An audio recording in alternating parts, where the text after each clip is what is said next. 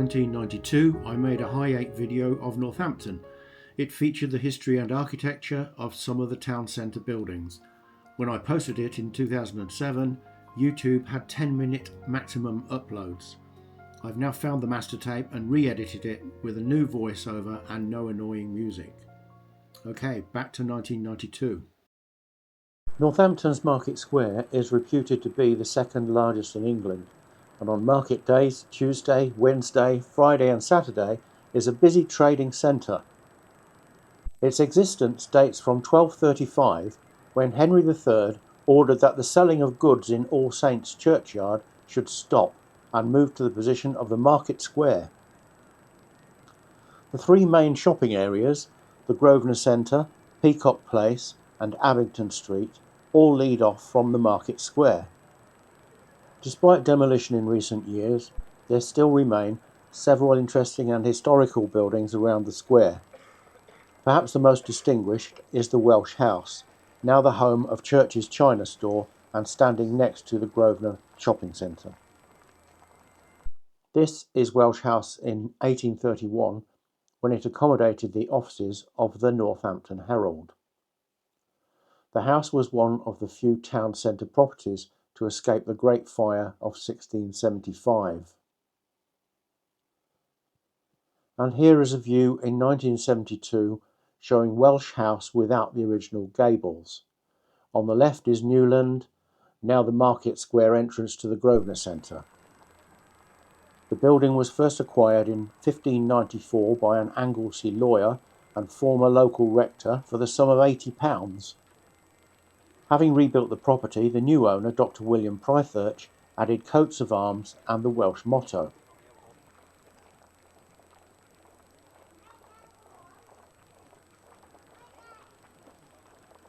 On the first floor level, we find 4 shields. These represent the famous Welsh dragon, the shield of the Wake family of Courtine Hall, the arms of William Prythurch, and a 4th shield, which represents an unknown family and shows 3 bars of ermine. The facade and motto also include the date 1595 and the initials WEP. These are the initials of the first of Dr. William Prythurch's 3 wives, Elizabeth. The motto itself stands for "Without God, without anything, with God, enough." Next to the Welsh House is Beethoven House. Built in the 17th century and once a music school, it has a superb Gothic oriel window.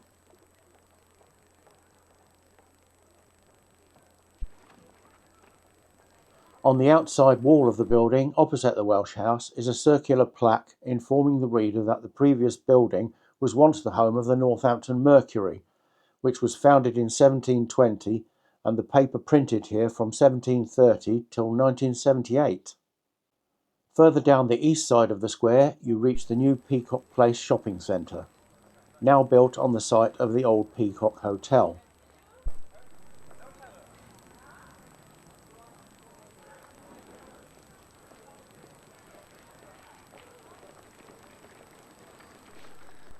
It was 11 bays wide with a top cornice of upright acanthus leaves and was continuously added to over the years. The main entrance led into an inner courtyard with balconies. It's a pity that this former coaching inn closed in 1956 and then came under the developer's axe in 1960. It was first replaced by the Peacock Shopping Arcade and then in 1988 by the new Peacock Centre.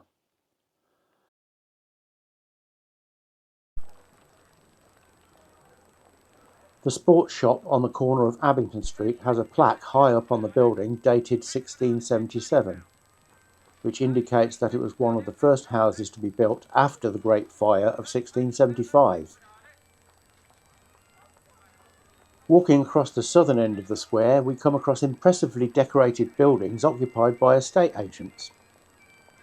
Both buildings are of late 17th century architecture, with Drury Chambers, the Halifax Building Society, looking very ornate with its giant upper pilasters and decorated windows. As we proceed along the western side of the market square, we can stop to look at the view of the north side and try to imagine the magnificent array of old shops that once occupied the promenade. Throughout its history, it's been known as the Parade and was once dominated for 70 years by the Emporium Arcade. Built in 1901, designed by local architects Mosley and Scrivener, and home for nearly 50 shops, offices and a gymnasium. It's doubtful if any one event caused such controversy as the demise of the Emporium Arcade. There was a Save the Arcade crusade with a petition of over 10,000 signatures. A public enquiry was held. Letters to the press flooded in. Councillors were lobbied and MPs consulted. A deputation went to the Department of the Environment, and even the National Victorian Society took the matter up, all to no avail. Now Boots the Chemist dominates the site. This was the Emporium in 1972, and in 1973 it had been demolished to make way for the new Grosvenor Centre.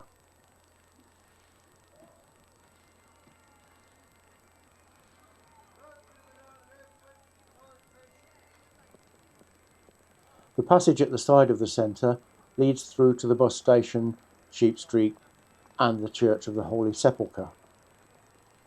Crossing under the Greyfriars and Ladies Lane roads, we come to the Greyfriars bus station. It was built in the mid-1970s and is named after the religious order of Greyfriars, or Franciscans, who established a small settlement here during the 13th century.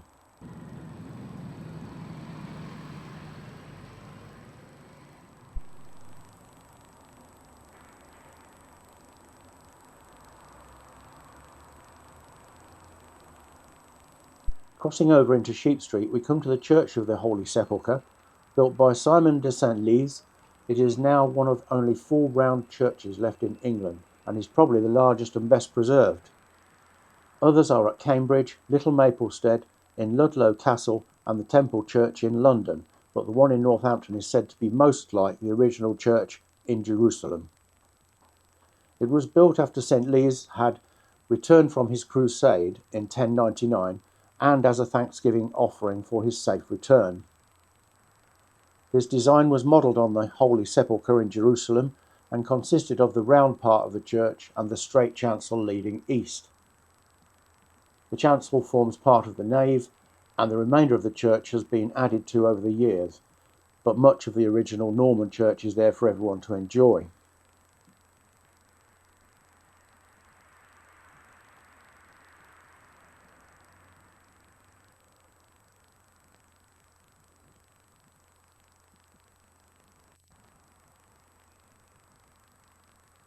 On the west side of the tower, we find pitted bullet marks about head height. These probably occurred during the Civil War. Leaving the churchyard, we go back into Sheep Street. Looking towards the junction of Campbell and Broad Street, this used to be called North End and was the North Gate entry when the town walls were situated along the line of the upper and lower mounts.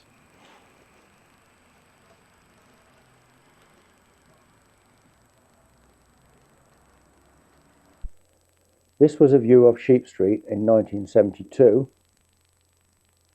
and how it looks today, dominated by income tax offices. Oriel House, not surprisingly, has an oriel window. The house was reconstructed in 1982 as the original Georgian house was dilapidated. As we look down the street, we see many of the Georgian features of the housing of that time. Crossing back over the carriageways, we come to a little row of shops. Once a 17th century inn, the building was also the townhouse of the Earl of Halifax and originally the seat of the Doddridge Academy. The upper story, of about 1700, has classical pilasters between the windows. Dr. Doddridge lived here from 1740 to 1751, and during this time it was one of the most famous educational centres of the Midlands. Students enrolled at the academy for 5 years if they were training for church ministry, or for 3 years if they were hoping to be a teacher or a scientist. At the top of the Drapery is the northwest corner of the Market Square. In this area called the Parade, we're now looking at the Bingo Hall, which was once the fine building of the Corn Exchange. Built in 1850, it opened on the 29th of March 1851 primarily for the marketing of corn, but since has then had a long history of public entertainment. This is the Corn Exchange interior in 1851. This is the hall being used as a recreation centre for troops during World War I. In 1920 it turned into a cinema. In 1930 it was used by operatic societies and to stage plays, and turned back into a cinema in 1960. This was the Odeon in 1974, in its last week, and now it's a gala bingo hall.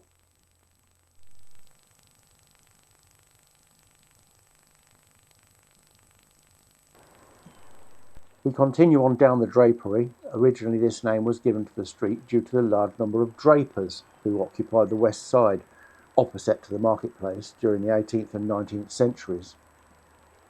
It is known that drapers lived in this street from the 14th century, alongside glovers on the east side, this side originally being called the Glovery.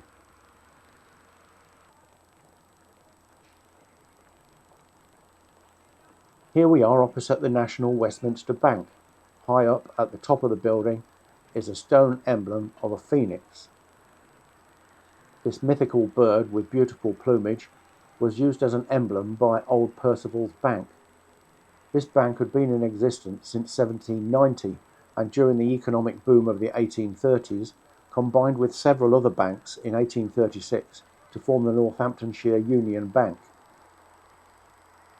The phoenix still continued as an emblem and also appeared on banknotes and cheques. In 1841, the Union Bank rebuilt its premises with the guidance of a young Northampton architect, E.F. Law, and placed in the decorative pediment of the facade was a symbolic stone phoenix. In 1920, the Union Bank was amalgamated with the National Provincial Bank and is now a branch of the National Westminster. The next large building down is Debenhams, Northampton's first large department store. It was originally acquired from a Thomas Presland in 1874 by Frederick Adnett, who was mayor of the town from 1900 to 1901. It's interesting to note that during the First World War, the shop premises of Adnett Brothers was used for both retail and residential purposes. The female staff had small bedrooms on the upper floor, and the male staff were accommodated in Swan Yard. The shop was rebuilt between 1958 and 1962, although the name Debenhams was not used until 1973.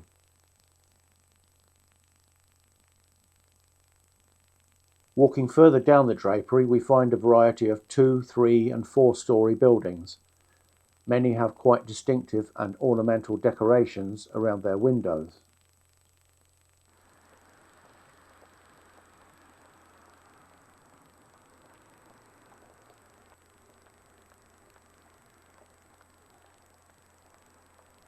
A little further down we reach a rather odd-looking little shop called Philadelphus J's until recently.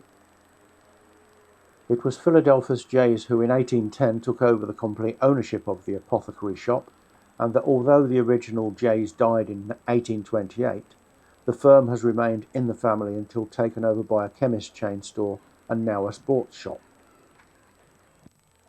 The premises themselves are old, and underneath the building are arched cellars which stretch under the road and were used as air raid shelters for staff during the Second World War.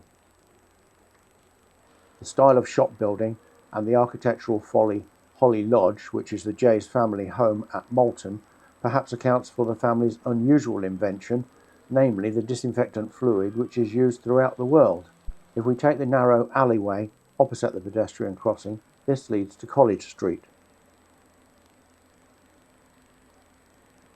And here we are in College Street Mews. Originally built just over 100 years ago as premises for College Street Baptist Church, these Dickensian-style buildings offer several quality shops in unique surroundings.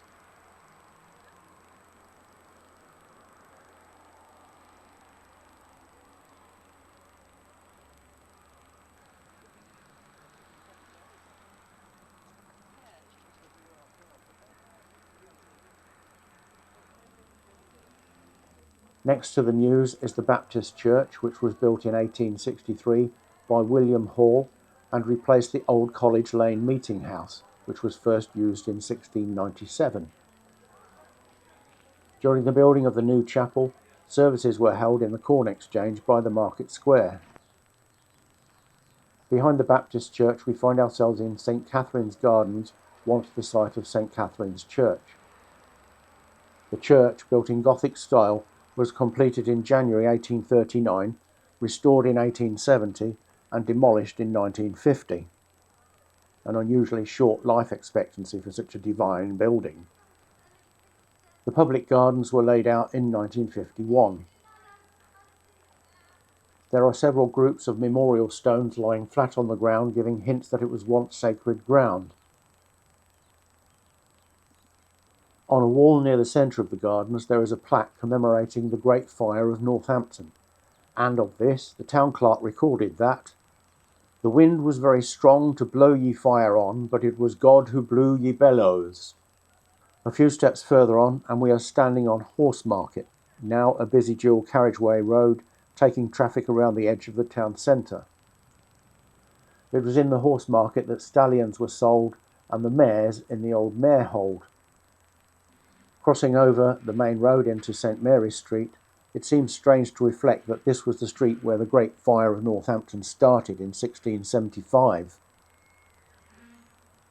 Helped by a strong west wind, the fire spread alarmingly quickly through the medieval wooden thatched buildings that were situated in narrow streets. Within a short time the Great Fire had reached the Horse Market, spreading through the town centre as we know it today. Standing on part of Castle Hill is the Doddridge and Commercial Street United Reformed Church.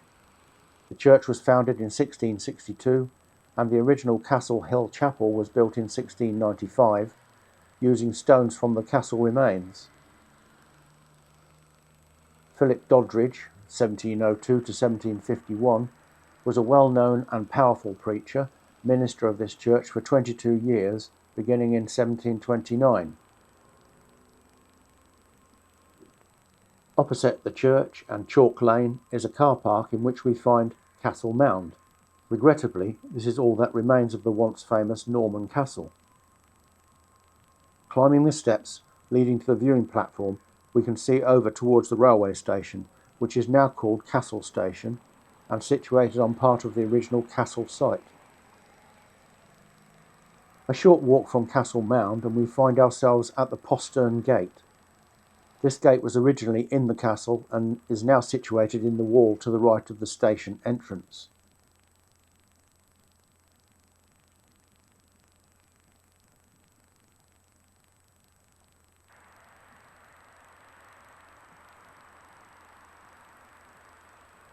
Crossing back over the road to the corner of Chalk Lane, and on this corner we find the old Black Lion public house. Set next to St. Peter's Church and on historical land, it had close links with the castle, although research into the history of this public house has yielded very little. It may be one of the oldest in Northampton by virtue of its connections with the castle. Close to the Black Lion we can stand and admire the exterior of St. Peter's Church, with its pyramid-shaped point sitting like a skull cap on top of the Norman tower and surrounded by 17th century battlements. Built in 1160 by Simon de St. Lees, probably the grandson of Simon, the builder of the Holy Sepulchre, and on the site of the original Saxon church, the exterior rugged walls of the aisles have many Norman arches. This is also a characteristic of the tower, which, although retaining much of its Norman character, was rebuilt in the early 17th century. Entering the church from the north door and through the Norman arches, the immediate impact is one of utter amazement. The decorative arcading of the nave arches and the pier carvings is fabulous. Investigating the capitals of the columns and we find carved heads, foliage, animals and winged creatures. A plaque on the church railings informs us that this was the site of an early Saxon settlement around AD 400 to 650. Further findings suggest that this may have been the original Hamtoon settlement and was possibly a royal estate that grew into an important Danish town around AD 900. A little further down on the right of Mayfair is Hazelrig House. This famous house, a typical merchant's home, was built in 1662 for the Hazel Rigg family and fortunately escaped destruction in the Great Fire. It was restored in 1988 and is a fine example of Elizabethan architecture. Originally having 5 bays, but now only 3 remain. Tradition has it that Cromwell slept here prior to the Battle of Naseby in June 1645, hence the alternative name Cromwell House. According to records, the principal Hazelrig died in the Tower of London. Just past Hazelrig House is Free School Street. It's hard to believe that in medieval times, St Gregory's Church, probably of Norman origin, was sited here. Later, in 1541, 3 years after the dissolution of monasteries by Henry VIII, Thomas Chipsey founded and endowed land for the Free School. It was to be a grammar school for the education of the boys of his native town.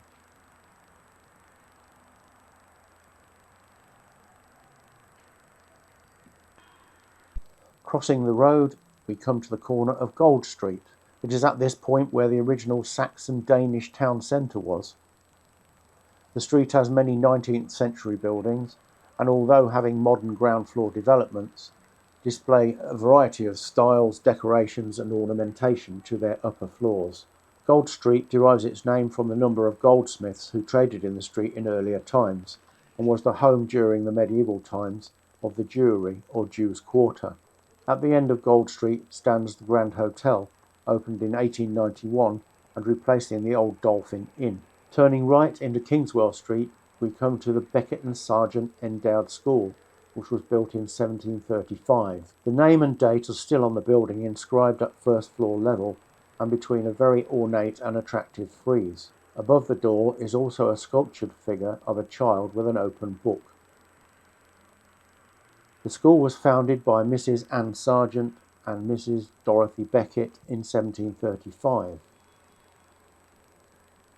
Certain endowments were given, including the clothing of 30 girls of the parish of All Saints annually in blue cloth gowns, and paying for a schoolmistress to teach, and for finding books. The vicar of All Saints was to receive £1 for preaching an annual sermon on the 30th of November each year.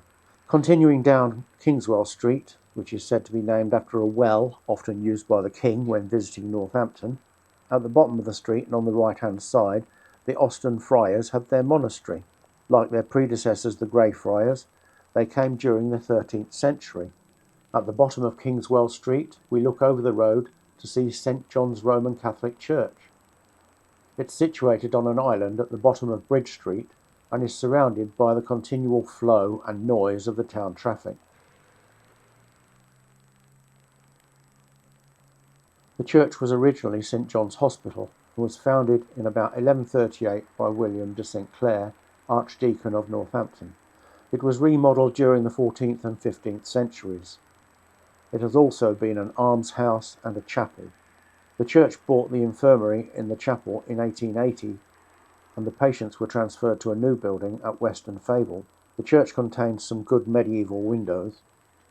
If we look down past the church to the far traffic lights, at this junction this was the approximate position of the old south gate of the medieval town. The line of the medieval wall was along St Peter's Way and Victoria Promenade to the right and left of these traffic lights. Almost opposite the school is the old Corporation Charity School, dated 1811. James, Earl of Northampton, and several other gentlemen of the county founded this charity and endowed it with £1,000. It was to be used to educate and clothe 25 boys through the foundation. This was later the Blue Coat School, and in front of the building are 2 statues of Blue Coat boys. This and the schoolhouse, also dated 1811, is now the home of a museum of leathercraft and is well worth visiting to see the many displays relevant to the local industry.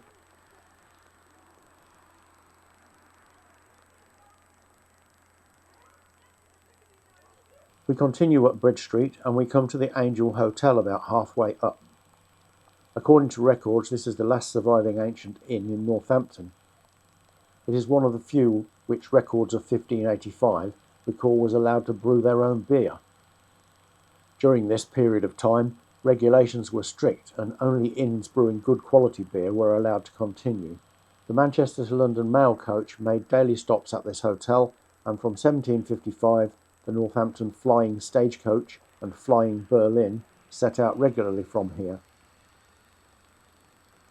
The hotel was completely rebuilt in 1815 and renovated in 1988.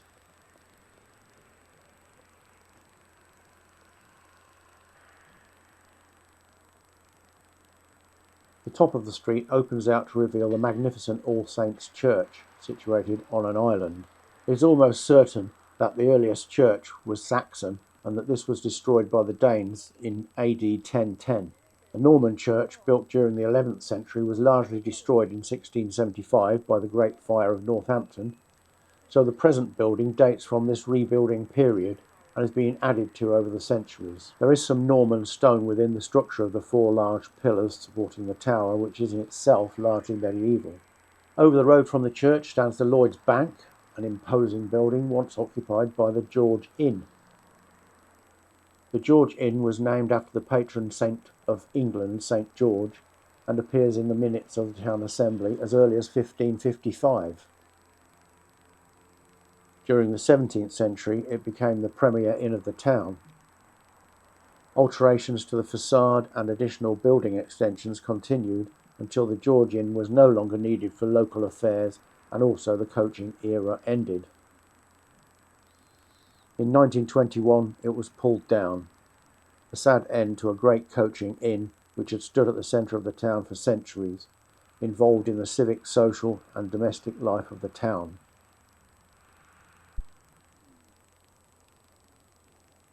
A few buildings away stands the former County Hall.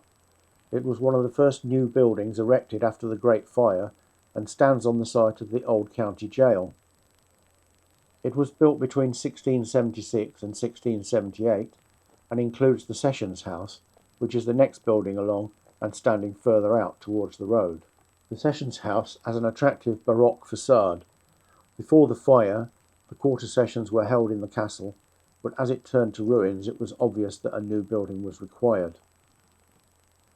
The courtrooms have a magnificent ceiling designed by the well-known Edward Gouge and added in 1684 and 1688, which was partitioned in two in 1812.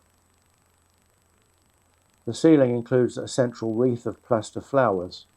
Included in the decoration is the strange figure of a devil whose tongue is reputed to wag if witnesses in court are telling a lie. The plaque on the wall opposite reads Northampton's Town and County War Memorial to the Fallen of the Great War, 1914 to 1919, was designed by the famous architect Sir Edward Lutyens, who also designed the cenotaph in Whitehall.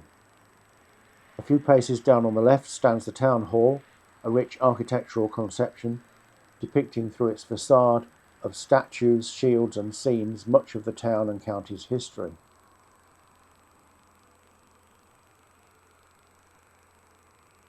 Built of Northamptonshire stone, the Town Hall is a fine example of Victorian Gothic architecture. The building includes statues, sculptures of Thomas Becket, Richard I, Edward IV, Queen Eleanor, Dryden and Queen Victoria, all of whom had connections with the town and county. In the top of the ground floor window arches are a series of scenes describing incidents in Northamptonshire's history. The Great Fire, the Battle of Naseby, and the trial of Thomas Becket, to name just three. Set below the ground floor windows and at eye level are 50 shields representing various villages and towns, trades, crafts, and notable local families. This lavish design is so interesting to look at and admire that it's worth noting the 14 statues situated under canopies between the windows on the first floor. These unfold to read like a stone history book of Northampton, and they are Thomas Becket. Becket's trial took place in Northampton Castle in 1165. Queen Eleanor. In 1290, Edward I processed from Lincoln with his queen's body for her burial in Westminster Abbey, making 12 stops on the way. Crosses were erected at these stops. Only 3 of them remain at Geddington and Hardingstone in Northamptonshire and Waltham in Hertfordshire. Sir Thomas White, a town benefactor, John Dryden, a famous Northamptonshire poet born at Aldwinkle, who later became Poet Laureate in 1670. St Andrew, patron saint of Scotland. St Patrick, patron saint of Ireland. Richard I, who granted the town its first charter in 1189. Henry III, who attempted to start a university at Northampton and who also visited the castle on many occasions. Edward I, Queen Eleanor's husband, who ordered the building of the Eleanor Crosses in memory of his wife. Queen Victoria, who visited the town in 1844. Henry VIII, who dissolved all the monastic orders and buildings. Much of this land was freed and acquired by the squires. Edward IV, who defeated Henry VI at the Battle of Northampton in July 1460, and who later married Elizabeth Woodville of Grafton Regis. And finally St Michael, who is a patron saint of corporations and the patron saint of Northampton. The carved scenes depicting Northamptonshire's history and found over the town hall's windows are from left to right: the trial of Thomas à Becket at Northampton Castle, Edward IV meeting Elizabeth Woodville at Grafton Regis, the foundation of Northampton Grammar School,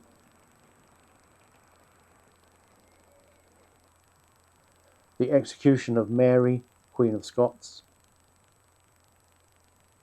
the Battle of Naseby in 1645, the Fire of Northampton in 1675, the wedding of Waltheof and Judith, niece of William the Conqueror,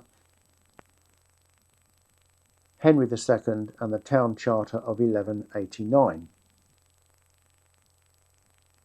Henry VI bestowing the Town Charter, and Edward giving orders for the erection of the Eleanor Cross at Northampton. The outside of the building is covered in exquisitely carved stone carvings. The stone pillars supporting the arches are richly decorated with sculptured foliage and figures depicting Aesop's fables. The capitals of the pillars to the main entrance also have sculptured scenes, and the four group scenes all depict parliaments held in Northampton.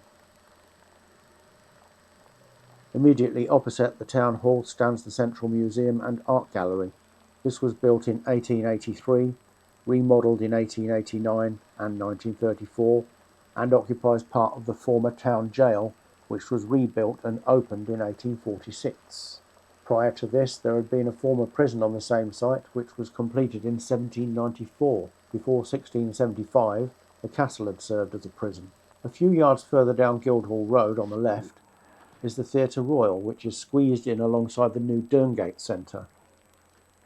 Although the theatre was built just under 100 years before the new centre, originally the Royal Theatre and Opera House, the building, is a fine example of Baroque Victorian architecture and is now the home of Northampton Repertory Theatre.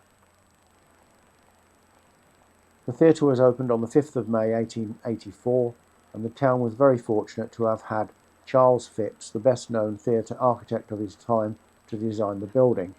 He did so even after the opening of his other famous theatrical design of the Savoy Theatre in London. Returning to the top of Guildhall Road and crossing over the road, we come to the post office on the right, which stands on the site of Little Holdenby House. The property obtained its name from the fact that some of the building material from part of Holdenby House, famous because Charles I was held prisoner there during the Civil War, was used to build a house in St Charles Street. When Little Holdenby was pulled down, the porch was returned to the original Holdenby House.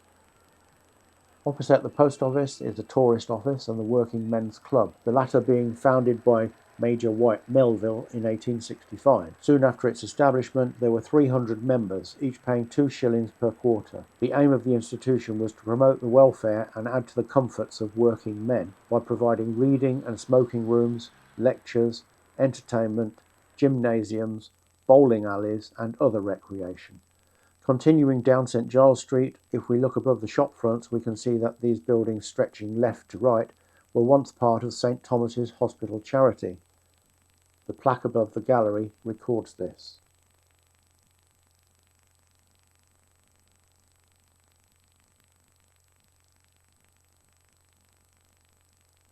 A few yards further down on the right-hand side, we come to the actual building of St Thomas's Hospital, which was originally named after and dedicated to Thomas Becket. It was originally founded in 1450 and was used for the poor people of the town. The building with its castle-like turrets has now been renovated. Opposite the hospital is St Giles Terrace, dominated by the 12th century church of St Giles. St Giles Church itself occupies a site immediately within the old wall of the town and on the eastern side. It had to be partly rebuilt in 1616 after the original Norman tower had collapsed during a storm in 1613. This destroyed part of the nave and left much of the church insecure.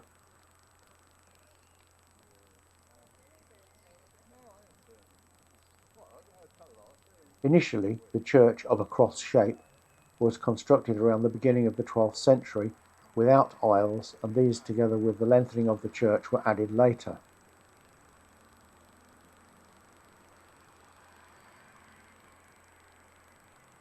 The fine Norman west door was taken down and reconstructed during the extensive 19th century enlargements of the church.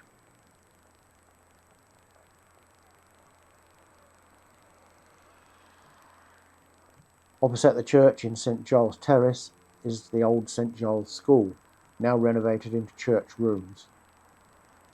Built between 1858 and 1861 at the cost of £3,000, the building is a striking example of Victorian Gothic architecture. It was built to accommodate 400 boys, girls and infants. The average daily attendance was 360. After a few minutes' walk, we found ourselves in Abington Square and its memorial gardens. Nearby is a statue in memory of Charles Bradlaugh. This was erected in 1894. He was a member of Parliament and very outspoken and radical in his religious objections. Bradlaugh was first elected to Parliament as a Liberal MP by the people of Northampton in 1880. As the first atheist to sit in the House of Commons, he refused to swear the oath, "So help me God," and instead asked the Speaker of the House to allow him to affirm or give his word. This was refused and he was dismissed from the Commons. He was elected 4 more times and dismissed in a similar way. Finally, in January 1886, the Speaker gave in and Charles Bradlaugh was allowed to take his place in the House of Commons. Thus today, instead of swearing on the Bible in Parliament, one can opt to affirm. Returning towards town centre, and we come to the Bantam Cock. This local hostelry, which was rebuilt early this century, was once surrounded by open fields and orchards. It was the last house of the town before the development of the Kettering Road.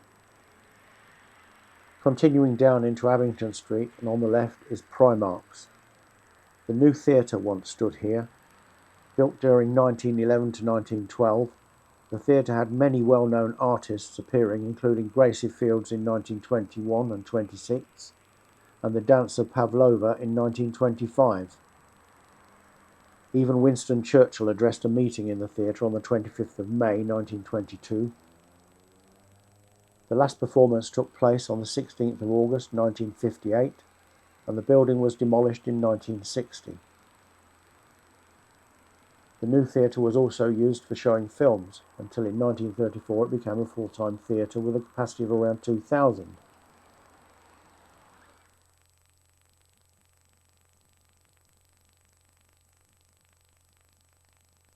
This was the original bill for the new theatre on its opening night. And we can see how entertainment's changed with this, the last bill of the new theatre. The naughty girls, lovely to look at, delightful to know.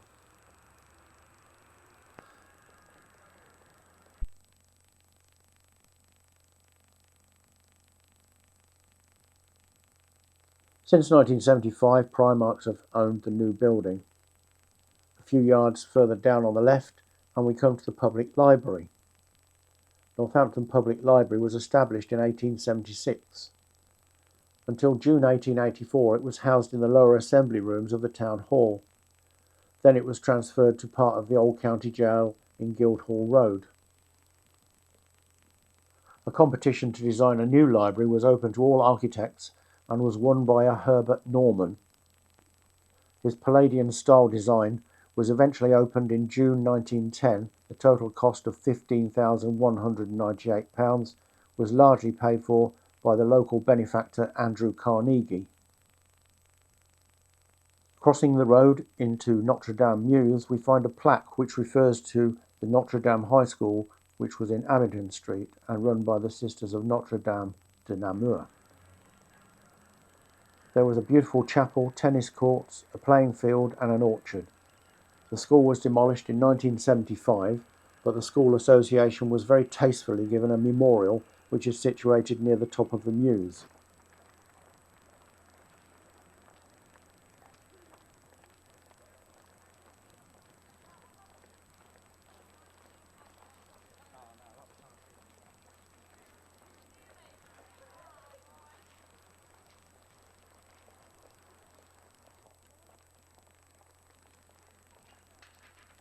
On the left, the small garden of remembrance has the cross of Jesus and several headstones.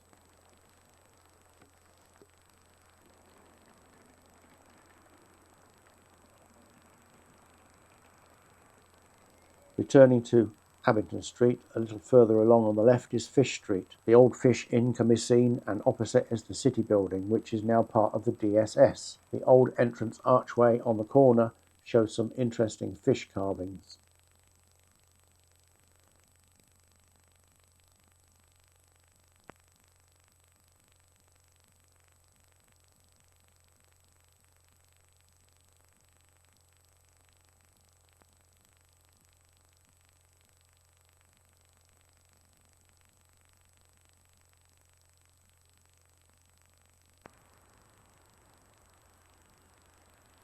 Walking down into Dychurch Lane, and on the left we find St Giles Mission School of 1869. Now a food factory, this was one of many schools in the town at this time and would accommodate 200 children, but the average daily attendance was 120. If we return to the junction of Abington Street and Fish Street, it's appropriate that the Cobbler's Last dominates this area of the town, standing as it does on a busy pedestrian shopping thoroughfare. It's a constant reminder of Northampton's fame and perhaps where the town's original fortune lay.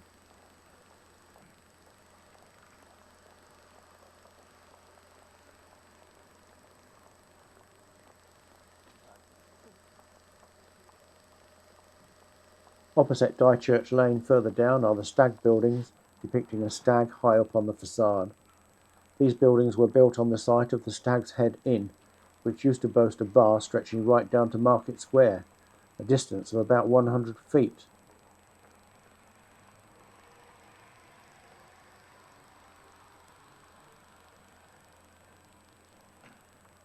And finally we end up back here where we started at the Market Square. Thank you for watching.